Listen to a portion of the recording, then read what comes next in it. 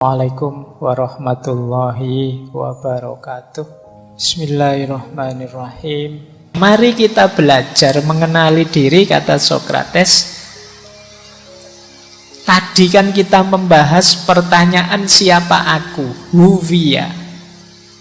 Pertanyaan siapa aku itu jangan lupa punya dua sisi. Yang pertama identitas, yang kedua reputasi. Identitas itu siapa aku menurutku, itu identitas. Kalau reputasi, siapa aku menurut orang lain. Dua-duanya sama-sama penting. Alhamdulillah kalau sama. Menurut saya itu orang baik kok Pak. Temanmu bilang, iya Pak dia memang orang baik, cocok berarti. Ada kalanya menurut saya orang baik Pak, terus temenmu bilang, alah jari sopo, kamu ngaku-ngaku sendiri. Nah, itu reputasi. Kamu merasa orang soleh, kamu merasa orang unggul, kamu merasa orang luar biasa, identity. Tapi pandangan orang lain terhadapmu itu reputasi. Jadi menilai diri kita, perhatikan ada dua sudut pandang. Ada identitas, ada reputasi. Nanti di Sokrates, beberapa penafsirnya Sokrates menganggap justru yang lebih dominan itu reputasi untuk mengenal diri kita. Kenapa? Karena kalau aku membaca aku itu kadang-kadang agak trik, agak prank. Orang itu karena tekanan egonya seringkali tidak objektif membaca dirinya. Kalian kan merasa benar terus, baik terus, yang bagus, yang cocok. Kalau salah kan kalian cari-cari alasan biar nggak dianggap salah. Jadi sulit objektif membaca dirimu. Maka nanti sebenarnya yang dimaksud oleh Sokrates itu tidak melulu kok kita diam terus di kamar mikir diri kita, tidak harus itu. Justru interaksi dengan orang lain lebih mengungkap siapa kita. Nah, ini dua sisi meskipun penting juga refleksi, tapi tidak satu-satunya. Saya ambilkan ini sebentar. Ini mungkin teman-teman pernah lihat gambar ini. Ini salah satu bisa dipakai untuk menafsirkan diri tadi, antara identity dan reputasi. Jadi ini teori tentang, orang biasanya menyebutnya Johari Windows. Oke ya, ini disebut Johari Windows karena penemunya dua profesor dari California University. Oke, yang pertama namanya Joseph, yang kedua namanya Harry Ingram dan Joseph Love. Makanya teorinya disebut Johari Windows. Jadi diri kita itu kalau digambar siapa kita itu ada wilayah yang open area. Wilayah open area itu wilayah yang saya tahu, orang lain juga tahu. Saya tahu kalau saya ngomong itu tidak bisa keras, tidak bisa meledak-ledak. Orang lain juga tahu. Ini namanya open area. Nanti ada hidden area. Hidden area itu saya tahu, tapi orang lain tidak tahu. Mungkin sengaja saya sembunyikan. Kalau orang lain tahu ini bahaya, ini rahasiaku ketahuan. Nah, itu hidden area. Aku tahu. Nah, orang lain tidak tahu. Ada kebalikannya hidden area, namanya blind area atau blind spot.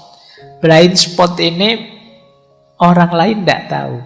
Orang lain tahu, tapi aku tidak tahu. Aku ini merasa ramah loh kalau ngomong, tapi orang lain tahu. Allah, nek ngomong nyelekitnya luar biasa itu. Nah, ini namanya blind spot. Jadi yang lain tahu, aku tidak tahu.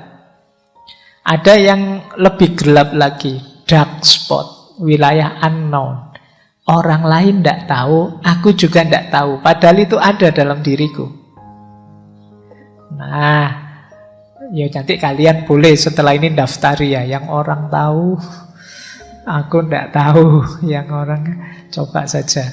Nah, untuk tahu blind spot ya kalian harus terbuka, menerima masukan-masukan dari orang lain. Untuk tahu wilayah unknown, wilayah yang gelap, yang aku tidak tahu, orang lain tidak tahu, ya satu-satunya jalan pengembangan diri. Ternyata aku bisa nyanyi juga ya. Itu ketika kamu mau nyoba-nyoba nyanyi. Ternyata bisnis itu aku mampu juga, canggih juga aku bisa bisnis. Itu kemarin tidak tahu, orang lain juga tidak tahu. Begitu kamu kembangkan dirimu, sekarang kelihatan kamu punya bakat bisnis.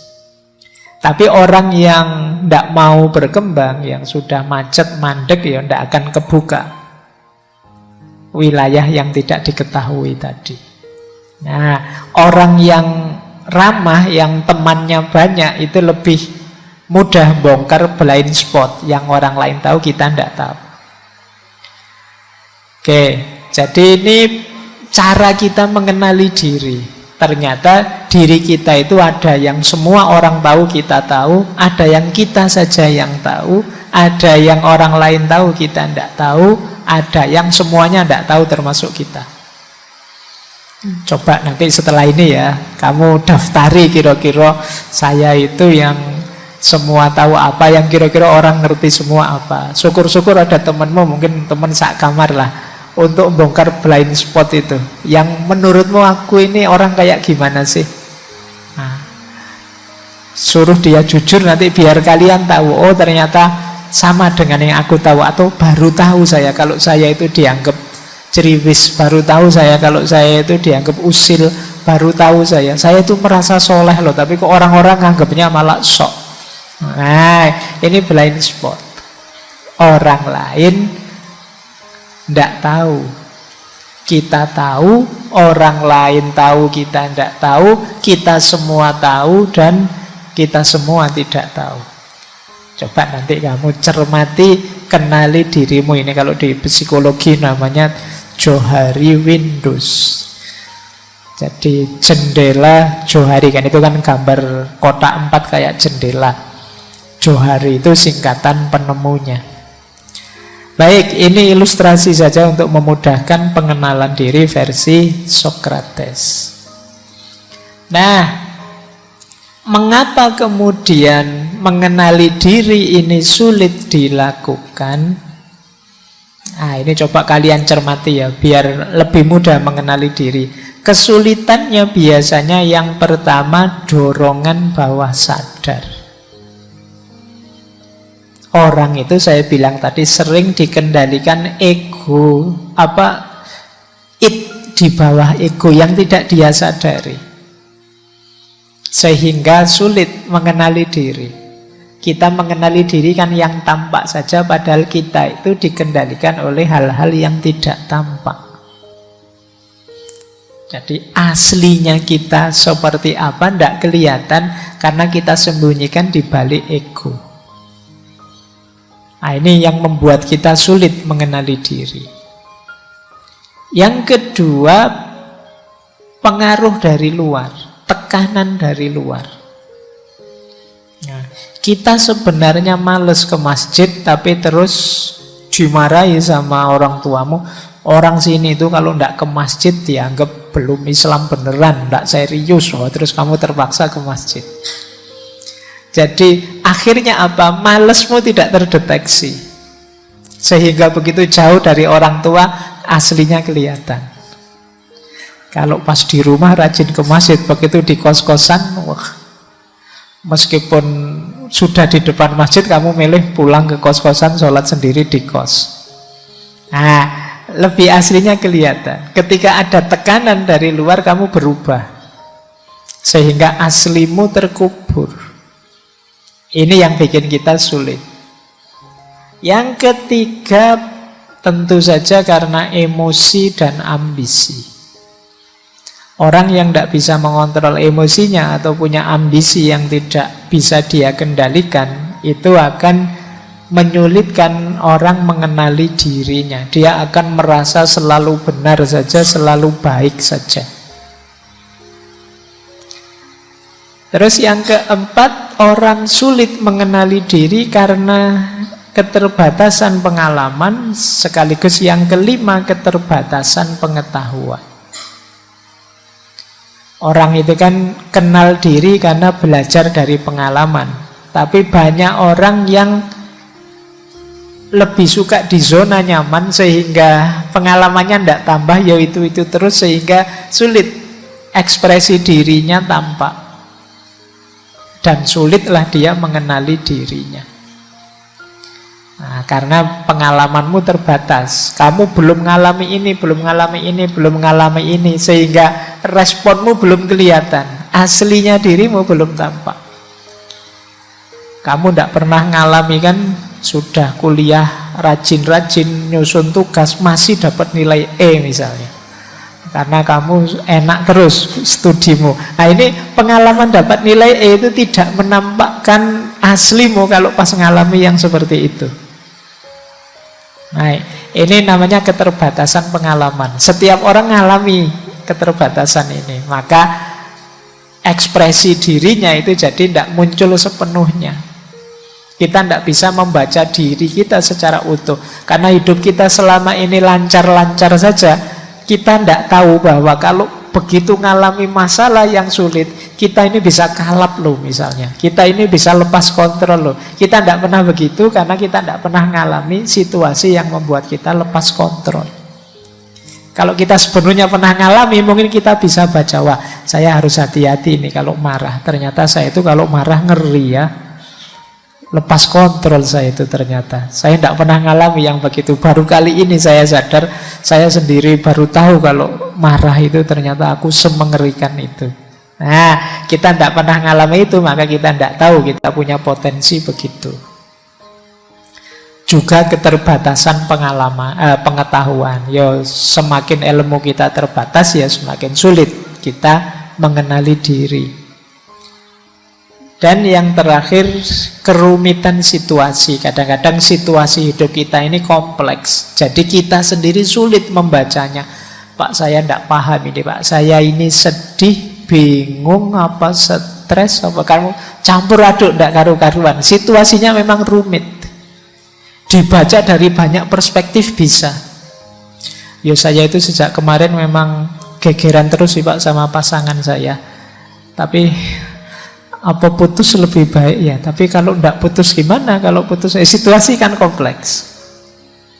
Nah, kamu kebingungan untuk memutuskan. Kan tidak jelas, situasinya rumit. Jadi kalian mengenali dirimu yang kamu inginkan juga sulit. Nah, ini halangan-halangannya. Kenapa mengenali diri itu kadang-kadang sulit. Tapi ya bukan tidak mungkin diatasi. Tetaplah baca dirimu, karena tadi ini kuncinya kita bisa berkembang. Kenapa harus mengenal diri? Coba lihat. Saya kasih contoh dari Socrates. Cinta kalau tidak diawali dari pengenalan diri, hidupmu akan kacau. Yang pertama apa? Kemungkinan kamu bisa salah milih pasangan. Saya itu orangnya mudah tersinggung loh ya. Nah, kalau kamu tidak kenal bahwa kamu mudah tersinggung, kamu ngawur saja nyari pasangan, akhirnya dapat pasangan yang tadi, yang kalau ngomong nyelekitnya luar biasa. Wah, itu kamu habis kamu. Kamunya baperan, pasanganmu tidak bisa dikontrol ngomongnya. Yo, ya itu karena kamu tidak kenal dirimu sih, akhirnya yo salah kamu milih pasangannya. Nah, kita berusaha dekat dengan orang yang tidak cocok dengan kita. Kenapa begitu? Kita tidak tahu aku itu orang seperti apa, sehingga aku butuh yang seperti apa. Yang kedua, orang yang tidak mengenali dirinya, jatuhnya adalah dia tergantung pada orang lain. Akhirnya dia ikut saja, nempel saja pada yang lain. Wong dia tidak tahu, tidak kenal dirinya, tidak bisa mandiri. Yang ketiga, orang yang tidak kenal dirinya itu menyulitkan yang lain. Karena dia kalau ditanya juga tidak bisa jawab. perasaanmu seperti apa, yang kamu inginkan apa, yang kamu butuhkan apa. Ya karena dia tidak kenal dirinya, jawabannya tidak tahu. Jadi ini juga sulit kan kalau kamu bergaul dengan orang yang manut saja. Kalau ditanya dia tidak bisa jawab apa-apa, pokoknya terserahlah kamu, ikut sajalah. Itu kan susah juga punya teman yang begitu. Enaknya malam ini makan apa? Terserahlah. Yo, gimana? Angkringan saja? Janganlah, masa angkringan. Lah kemana? Ke mall, KFC. Alah, uang kita terbatas, so enggak usah lah makan di mall. Pokoknya mau kemana saja dibantah. Dia sendiri kalau ditanya lah terus di mana, enggak tahu. Itu kan sulit. Mending kamu tahu siapa dirimu. Aku sih pinginnya ini, tapi yo monggo kalau kamu punya pertimbangan yang lain. Itu kan lebih enak daripada terserah. Nanti kan dibikinkan warung terserah itu. Jadi oke ya. Jadi pengenalan diri lebih enak. Terus ya tidak bisa merespon gejala yang muncul dalam dirimu. Karena kamu awalnya tidak kenal, ya kamu tiap hari panik, tiap hari pontang-panting dengan situasi dirimu sendiri. Kalau kamu sadar diri kan, oh dalam situasi ini saya ini biasanya baper, tak hindarilah. Oh kalau situasinya begini saya masih kuat kok, enggak apa-apa, ayo berapa kali pun saya sanggup. Ini kita bisa mengantisipasi secara pas. Tapi kalau kita enggak kenal diri kita, sulit. Nah, terus biasanya orang yang enggak kenal dirinya itu hidupnya sepenuhnya mengandalkan pengalaman yang kemarin-kemarin. Dia enggak punya visi. Biasanya begitu, ya sudah begitu. Dan ini kan ya sulit juga kita berhubungan dengan orang lain, termasuk dalam hubungan percintaan, mengandalkan pengalaman yang dulu. Misalnya punya orang tua yang tidak harmonis, itu ya nanti semua laki-laki mesti begitu. Nanti yang trauma, semua perempuan juga. Nah ini namanya dikendalikan masa lalu. Kita tidak kenal diri kita, makanya takut. Jadi hanya mengikuti pola sesuai dengan sejarah emosi kita. Jadi ini pentingnya pengenalan diri. Jadi kalau kalian ini kan usia-usia sedang mulai jatuh cinta, nyari pasangan, jangan lupa awali dari kenali dirimu sebelum kenalan dengan yang lain. Jangan sampai nanti kamu menyesal sendiri karena pontang-panting. Bukan salah dia, salahmu sendiri, tidak kenal dirimu. Yang pertama itu. Yang kedua, kerja juga begitu. Kalau nanti kamu kerja tanpa pengenalan diri, itu juga sulit maju. Yang pertama apa? Kamu tidak jelas tentang cita-cita, ambisi, keinginanmu. Kerja pokoknya ada yang nerima lah Pak, ada yang itu juga sudah syukur misalnya. Iyalah sementara itu, tapi kamu punya cita-cita apa sih? Punya keinginan apa sih? Tidak ada Pak. Yang penting ada uangnya, ada gajinya, ya oke. Coba deh, kamu tidak kenal dirimu sih. Coba dikenali dirimu. Aku itu bakatku apa ya? Aku nyamanku, aktivitas itu yang seperti apa? Passionku apa? Nah, sekarang saatnya kalian membaca diri. Yang kedua, ketika kita tidak mengenali diri, kita akan kehilangan banyak peluang. Mungkin ada peluang yang cocok dengan kita, kita lewatkan. Ada kesempatan terbuka yang sesuai dengan kapasitas, kondisi diri kita, kita lewatkan begitu saja. Ini karena kita tidak kenal diri kita. Atau bisa saja kita menghabiskan waktu untuk melakukan sesuatu yang bukan kita. Tidak sesuai dengan jiwa kita. Jadi, Pak, saya itu rasanya kok tidak bakat ya Pak, kuliah itu misalnya. Kok berat sekali. Mungkin bukan kuliahnya yang kamu tidak bakat, tapi jurusanmu yang keliru. Kamu tidak pernah mengenali dirimu, sehingga ketika milih jurusan kamu tidak mikir mana yang cocok dengan aku. Pokoknya Pak, rasanya kok ini keren ya Pak, rasanya kok ini bagus ya Pak, rasanya. Coba kenali dirimu, terus pilih yang sesuai dengan passionmu. Mungkin sekarang baru rame-rame, wah ternyata filsafat itu asik. Aku pindah jurusan filsafat. Aku pindah. Ya nanti dulu, kamu baca dulu dirimu. Jadi setiap orang itu kalau bahasa agama ada syakilahnya. Makanya kullu ya'malu ala syakilati. Jadi segala sesuatu itu ya bekerja sesuai dengan syakilahnya, kondisi dirinya, bakatnya, passionnya. Nah, jadi tanpa pengenalan diri, ya kita mungkin nanti banyak buang waktu. Oke, kuliah teknik misalnya, bertahun-tahun, begitu lulus malah bisnis. Kuliah bisnis bertahun-tahun, nanti begitu lulus malah ngajar. Nanti kuliah.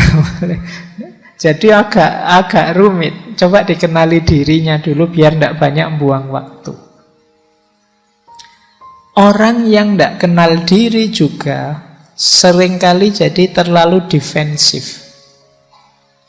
Tidak mudah percaya siapapun, atau kebalikannya, terlalu semangat untuk menyenangkan siapapun.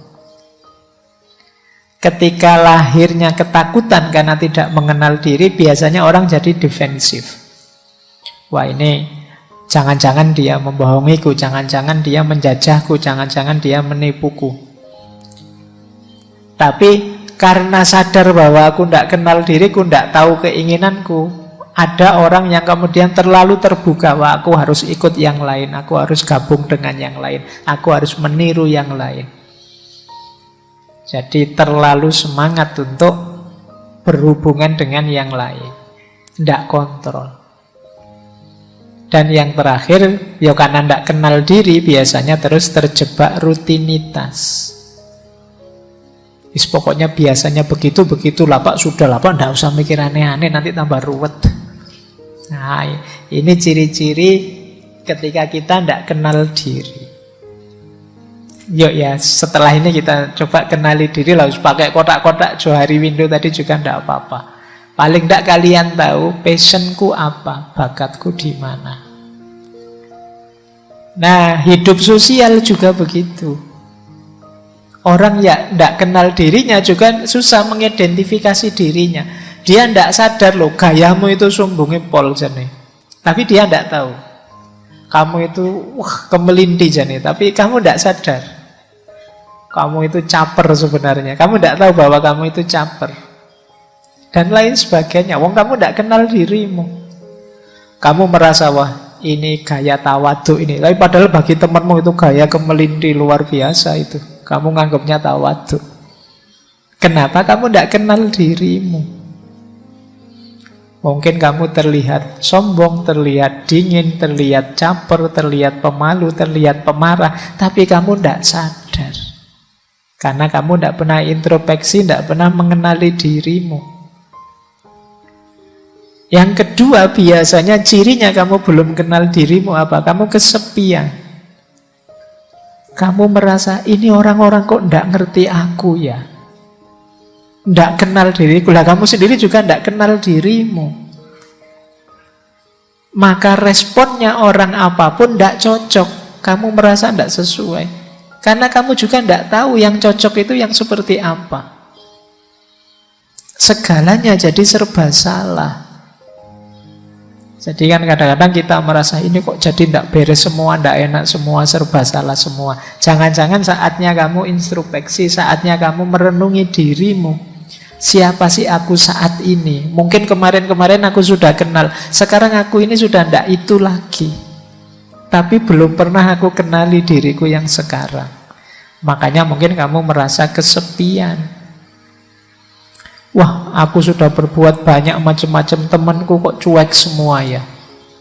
Aku berusaha memahami yang lain kok tidak memahamiku ya. Mungkin yang lain juga berusaha memahamimu, tapi kamu sendiri tidak jelas. Mereka juga bingung, aku harus bagaimana padamu.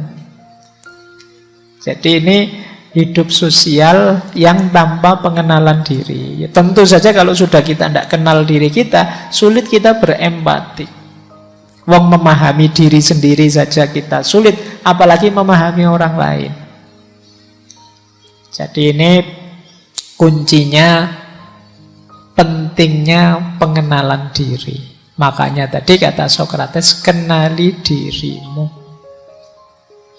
Jadi kunci segalanya.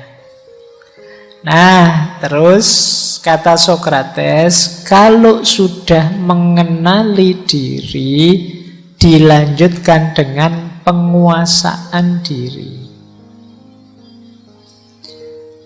Kuncinya 3 menguasai diri itu. Yang pertama engkrateia, yang kedua libertas, yang ketiga autarkia. Jadi engkrateia itu menguasai emosi, dorongan-dorongan, insting, perasaan, penguasaan diri atas kesenangan, penderitaan, dan lain sebagainya. Jadi engkrateia itu, kalau kita kenal diri kita, emosi kita, sekarang saatnya kita kuasai emosi kita. Jadi menguasai kemarahan, menguasai emosi, kesedihan, keletihan, dan lain sebagainya. Ini namanya engkrateia. Jadi, wah, situasi begini saya biasanya marah ini. Memang saya marah sekali, tapi saya bisa menguasai karena saya sudah kenal. Ini gejala saya marah ini kayak gini. Harus agak menarik diri ini. Wah, ini kecewa berarti aku. Karena kalau seperti ini situasinya biasanya saya memang kecewa. Sudahlah, saya minggir dulu. Nah, ini orang bisa menguasai emosinya. Yang kedua apa? Libertas. Libertas itu bekerjanya rasionalitas, secara mandiri, secara merdeka, yang tidak dipengaruhi oleh emosi. Ya, libertas itu kebebasan.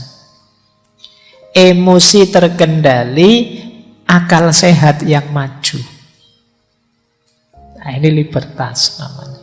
Jadi kalau kita sudah kenali diri, saatnya menguasai diri. Menguasai diri itu menguasai emosi, kemudian mengedepankan akal sehat, rasionalitas.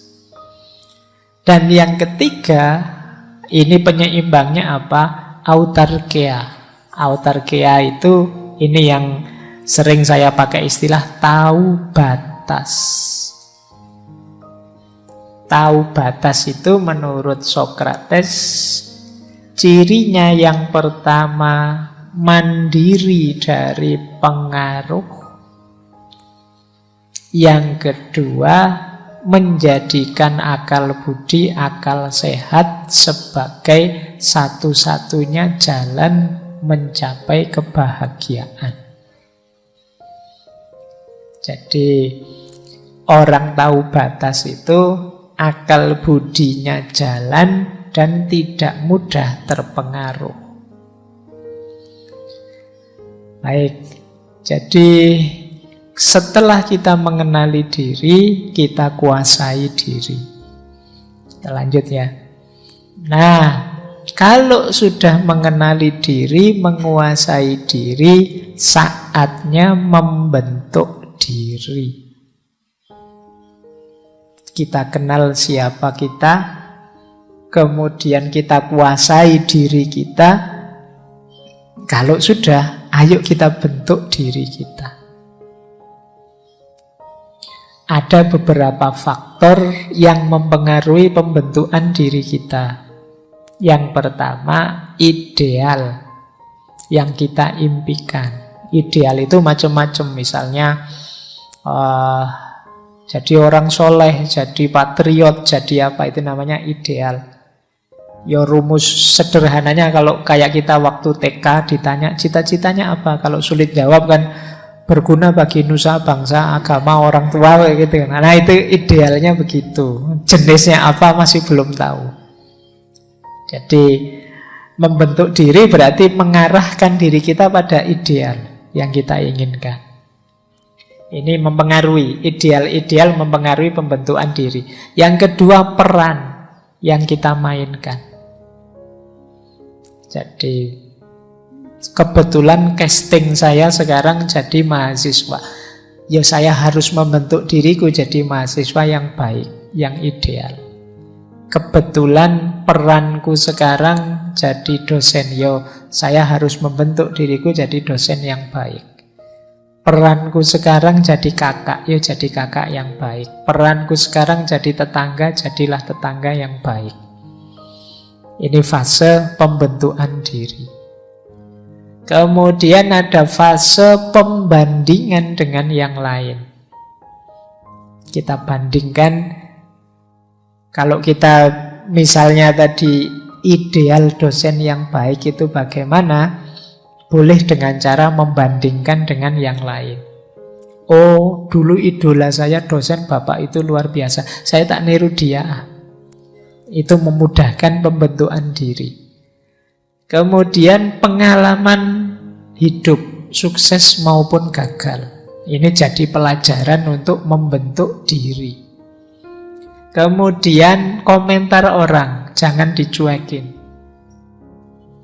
Penilaian orang, jadikan bahan refleksi, masukan, lumayan.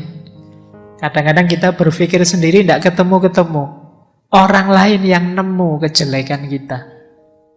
Alhamdulillah kita punya orang yang benci kita. Sehingga dia nyari jelek kita terus lumayan. Bahan introspeksi gratis. Nah, makanya jangan galau. Kalau wah saya sekarang banyak hatersnya Pak. Lu alhamdulillah. Ada orang yang siap sedia menunjukkan kesalahan kita sehingga kita bisa jadi lebih baik. Dan tidak usah bayar. Nah, bagi yang tidak punya haters, ya kamu bikin iklan dicari haters.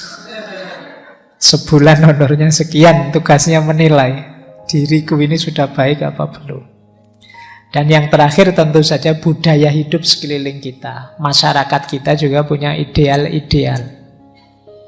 Ini bahan-bahan yang harus kita ramu untuk membentuk diri. Jadi tadi diawali dari mengenal diri, kemudian menguasai diri, dan diakhiri dengan membentuk diri. Inilah semesta problem dari know yourself, kenali dirimu, Gnoti Seuton.